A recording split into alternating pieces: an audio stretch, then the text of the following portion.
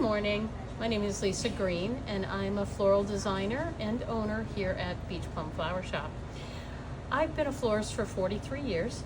I've owned flower shops in larger cities, smaller towns, and I've settled on this beautiful little seacoast town, and I love having my flower shop here.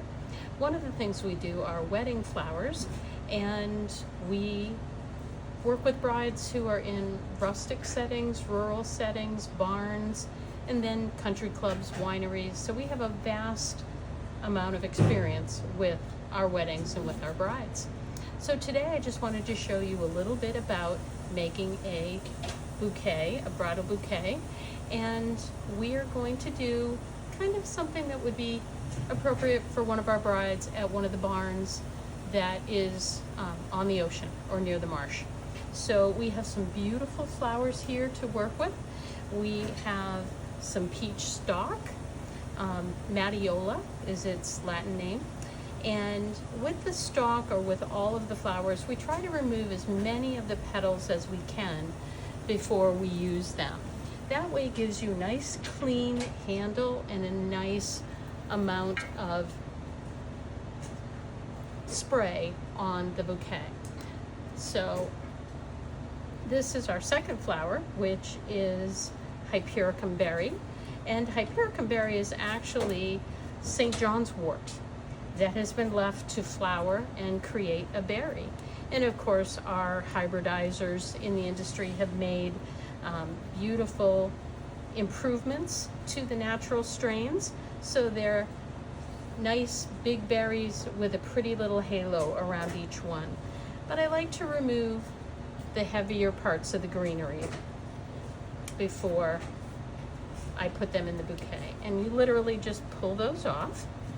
And as you're looking at your flowers, what you're doing is you're prepping them. So you'll be able to, once you start making your bouquet, just pick them up and go. You won't have to stop and do anything to any of them. This next flower is called Solidago, and it's a beautiful flower. It gives you lots of fluffy texture in your design. And unfortunately, it gets a bad rap. A lot of people see this flower and say, that's ragweed, I don't want that in my bouquet. Well, it's actually not ragweed. It is actually a type of an herb, and it's beautiful in bouquets. And it, like I say, adds lots of texture and a little bit of color. I think the brides are moving away from the very, very neutrals and starting to embrace color again. And so these Solidago are perfect for that. And if people do question, oh, I have an aunt with an allergy, I don't think I can use that. These really are not pollen-inducing flowers, so they really will not bother your aunt and her sensibilities. We also have a couple of roses here that we're using. And what you want to do with your roses is when you get them in, you want to put them in water so that they open up. Sometimes they don't open as much as you want, and you can do a little technique called reflexing. If the petals are nice and loose, they can just be flipped back and opened up, and it makes the rose look much bigger and more beautiful. And when you get past these outer flowers, the outer petals, you can actually spin and get some of the inner ones to open up. So you end up with a really big flower when you started out with something much smaller. Not all roses are good for that, but the ones that are turn out beautifully. Do a little bit of trial and error on your own before you do it on a bride's bouquet. This eucalyptus is called Gunai, parvifolia. They're different varieties of eucalyptus, but what is intriguing about them is that they're on a stem and they're long sprays and little leaves. So that gives you a very pretty way to make your bouquet look larger and more meadowy. These are spray larkspur, and I'm sorry, spray delphinium. And we have it in blue and we have it in white. And they've all been prepped and they're ready for the bouquet. Now, the last element to our bouquet that I have is the ranunculus. And this ranunculus came in and it had a little bit of an issue. Sometimes when they come in, they're bent over. So what we do is we let them stay in their soft state before we try to hydrate them.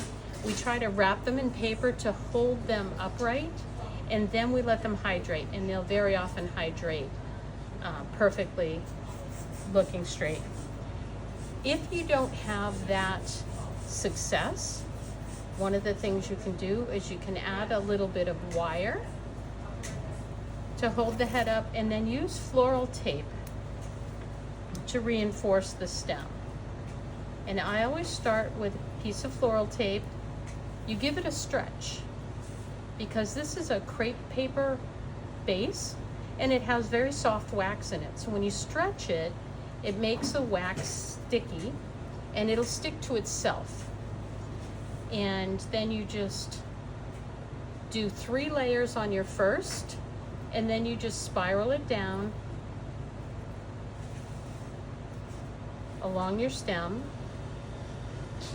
And when I get to the bottom, I again do 3 turns. That way it reinforces it at the top and the bottom, and the flowers can still end up drinking. And then you'd want to do this with every one of your flowers until you have a bouquet of ranunculus that you can work with. This ranunculus is the large Clooney type. Whenever we can, we use local ranunculus that is available here. We have a very short growing season in New England, but we try to support our local flower farmers as much as we can. So just finishing up on these ranunculus. And one of the things that you want to keep in mind as you're prepping your flowers is if you have corsages and boutonnieres and different things that you're going to make with these flowers, you're going to go through as you're prepping for your bouquets, and you're going to take apart little pieces and set them aside for your corsages and boutonnieres. And what you can do is you can create a hydration chamber that will keep them nice and fresh. And all you do with that is you find an airtight container, like a Tupperware container, and you put a damp paper towel in there. Then you take your flowers and you cut them to a little bit longer length than you need, and you can just layer them on that first paper towel. Then you take another paper towel, put it on top of that, and you can make a second layer. You close it up and seal it in, and then you can just keep it in your cooler until you're ready to make those corsages and boutonnieres. So in this case, I'm going to take one of my ranunculus, and I'm just going to cut that off. I'm going to take a little piece of wire, and I'm going to wire it.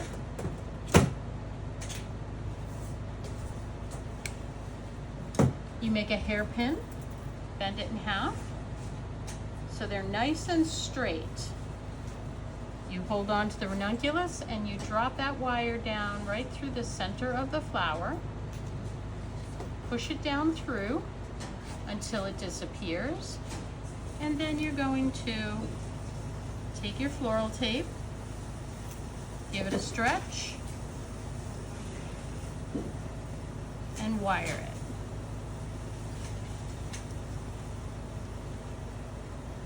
And then I would spray that with a little bit of Crowning Glory and put that into my hydration chamber. I'm also going to look at a couple of the lower leaves on the eucalyptus, set that aside, and look at the other flowers. The delphinium has beautiful little side pips. I'm going to take a couple of those off and set those aside. And I'm also going to take a couple little side shoots from the solidago and put that aside. So that'll make a beautiful boutonniere when we're ready to get to that point.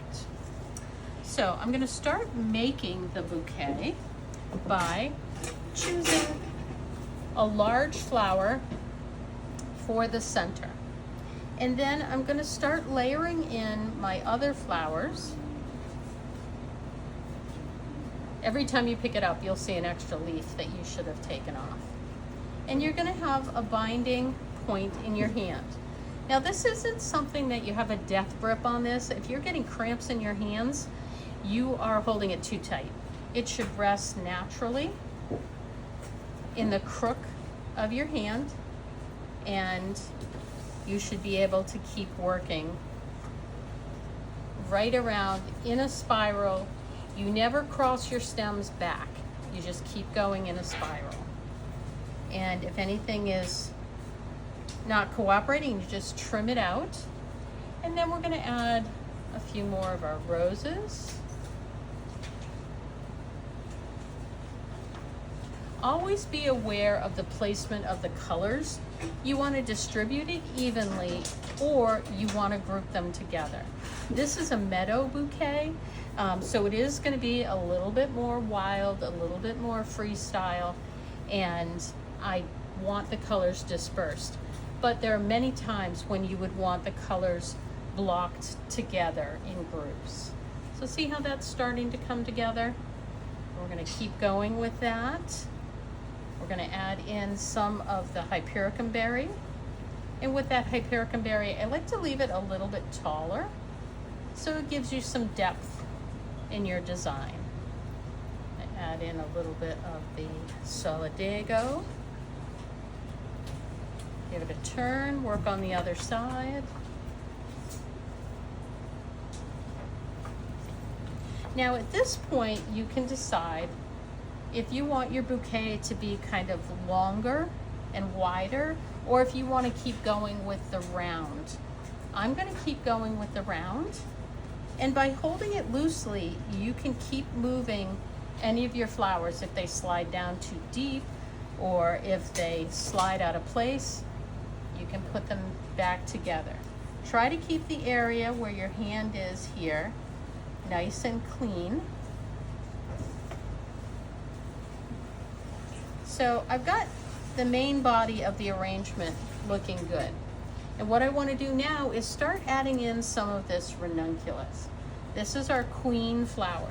This is the one that's the most important. And I like to gather that around the edge, because no matter how the bride is holding it, you'll see them if they're worked out to the edge of the bouquet. Sometimes they'll have a curve to them that you need to work with. So if it's not staying where you want it, you can turn it so it's leaning on the interior of the bouquet.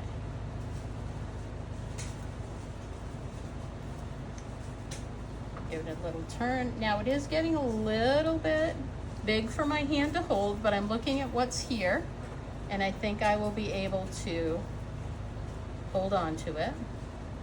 You want to keep looking at it. See how this one's kind of not behaving? Turn it so that it's more in the position where you want it to be. I'm going to add in a few more over here. Add in some of the stalk.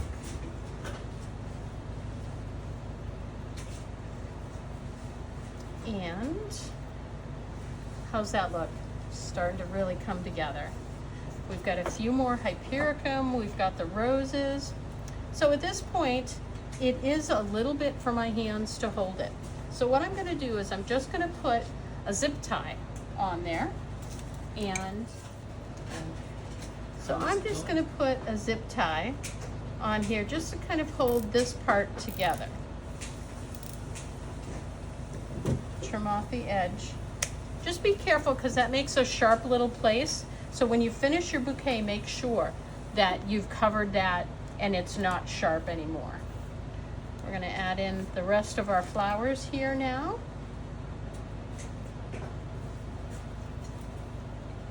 and finish this, start to finish this up.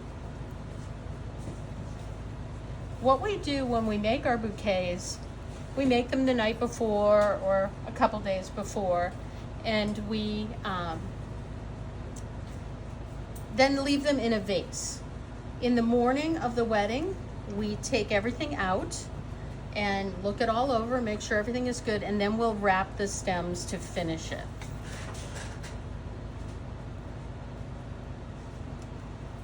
And I'm going to go ahead and add a few more in here. And then we're going to add our eucalyptus. Be aware when you're placing your stems that you want the stems to be able to drink. So make sure that all of the cut ends of the flowers and the greens can get into the water.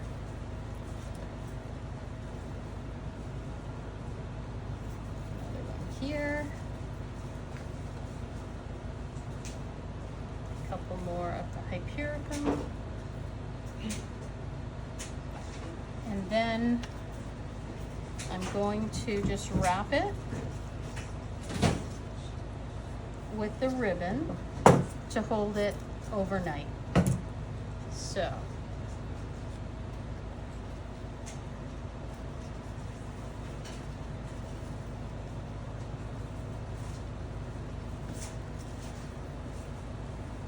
this doesn't have to be neat. This is literally a mechanic to hold it. And the neat wrap will go on top of this tomorrow.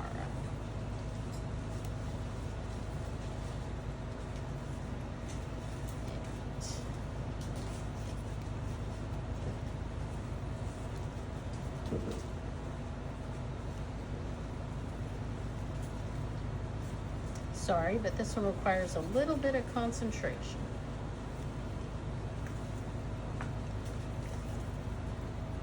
And I'm just going to do a couple of wraps so that it's bound a couple of inches. So it's not just one single gathering point, and it starts to hold the stems a little bit more.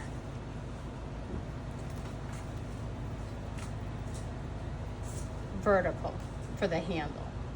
I'm going to put a couple of pins in there.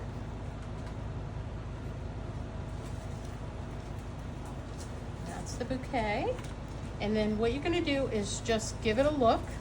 At this point, you can still kind of move things around a little bit.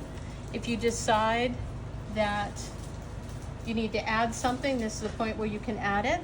And then you're just going to trim it.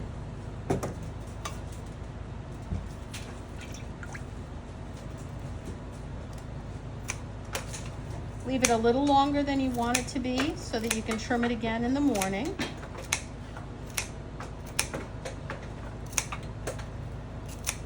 A nice sharp pair of clippers is essential. You do not want to be fighting with this, crushing stems.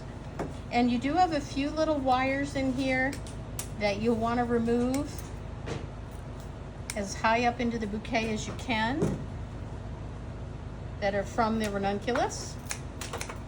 Finish trimming. And that gives you your bouquet. We're just going to drop that into the vase. And then we're going to make our boutonniere. There we go. I just wanted to show you how to make a boutonniere to go with this beautiful bride's bouquet. One of the things that brides are very, very interested in are the boutonnieres and what's going into the boutonnieres. And it's funny, they'll often give you a pass on what's going in the bouquet, but they really want to know what's going in those boutonnieres. So we're using one of our ranunculus that we had previously wired and taped. I'm going to take a few pieces of the eucalyptus, clean off the bottom, take a little bit of the solidago, prep that, another piece of eucalyptus, solidago. On the solidago, it's very, very important to remove all of the little leaves because the leaves will wilt and make the whole thing look bad. The rest of it will stand up much better. Then I'm going to take a little pip from the delphinium we'll make a little grouping out of that. So I'm going to start with my 2 pieces of eucalyptus, and I'm going to add a little group of the solidago. I'm going to put my ranunculus in there, and then add in a little more solidago and a couple of the pips. And then I'm going to actually add a little bit of the hypericum berry. Put that at the bottom, kind of support that ranunculus,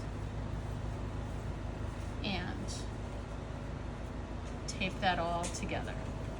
Remember, pre-stretch the tape. If you don't, it will loosen up on you during the day, and it's not a good thing.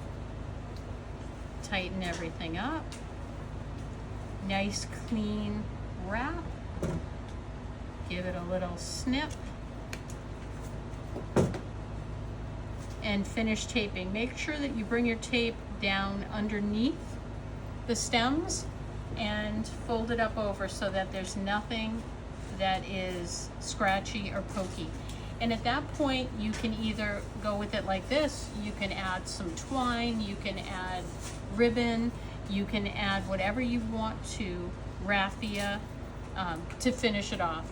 Add pins, spray it with finishing touch, put it in the hydration chamber. Now, one more thing I want to make for you is a little floral ring. What we do is we create a ring out of aluminum wire, and then we create a disc. We fold it together so that you have a ring that you can slide onto your finger.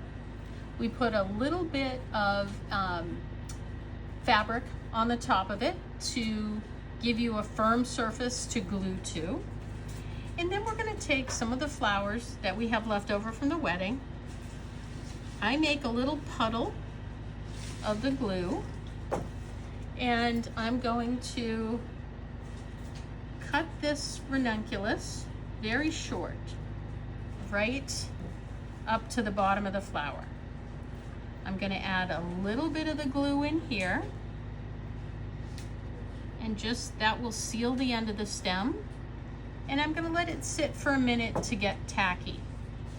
I'm going to take one of the little pips from the larkspur, and I'm going to take a couple pieces of hypericum berry, trim those up, and we'll put this ring together. So I give the ring just a little bit of a dip, just enough to have a little glue here and a little glue here. Then I carefully open up the petals and make sure that the bottom of the flower is in contact with the ring. Just hold that for a second until you know that it's caught. And then you can take,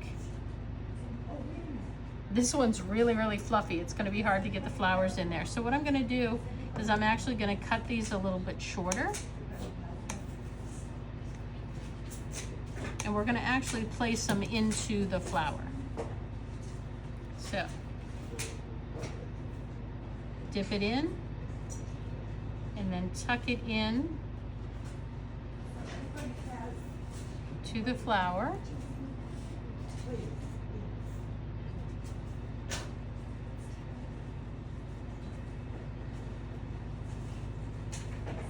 And just enhance the flower, give it a little bit of interest.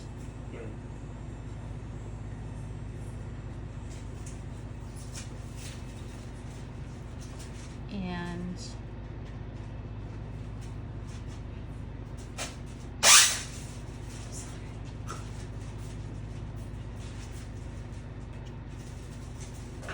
voila, you have something stylish for the women in the wedding to wear that is updated from your traditional wrist corsage or flowers for their purse or those types of traditional things. You can also expand this to create a necklace, to create something that they could wear on their shoe there's a lot of new things that can be done with flowers for women to wear. So that is our demonstration for how to make wedding flowers, and we hope you enjoyed it. If you ever have questions, just reach out. We can answer those questions for you, and we hope that you have a beautiful day and stop and enjoy the flowers.